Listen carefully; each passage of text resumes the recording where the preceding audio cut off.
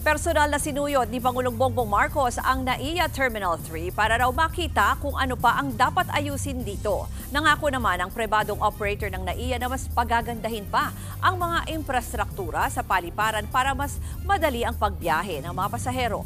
Para sa detalye, nasa linya ng telepono si Gerard de la Peña. Gerard, kamusta ang naging pagbisita ng Pangulo dyan? Alam mo, personal nga na inikot ni Pangulong Bongbong Marcos itong NAIA Terminal 3 para makita ang naging mga pagbabago at kung ano pa ang mga dapat ayusin para mapadali ang pagbiyahe ng mga pasahero, partikular na ng overseas Filipino workers.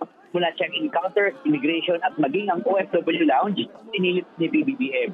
Nabalitaan niya raw magandang feedback ng mga pasahero dahil sa ilang improvement dito sa NAIA. Nagbigay naman daw ng commitment ang San Miguel Corporation na papalawigin pa ang mga pasilidad para mas maraming pasahero ang maaaring makagamit nitong paliparan.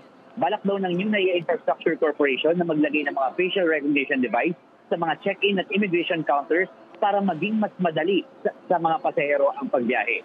Pati raw ang mga immigration e-gates daragdagan din. Ayon kay NN19 Chairman Ramon Ang, ilalagay ito sa lahat ng terminal.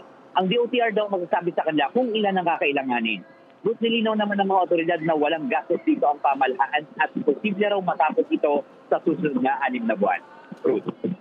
Yan po ang Express Report ni Gerard de la Peña. Mga kapatid, ako po si Ruth Cabal. Maging maalam at may pakialam sa mga may init at rumaratsadang balita sa Frontline Express. Para maging updated sa balitaan, mag-subscribe lang sa social media pages ng News 5.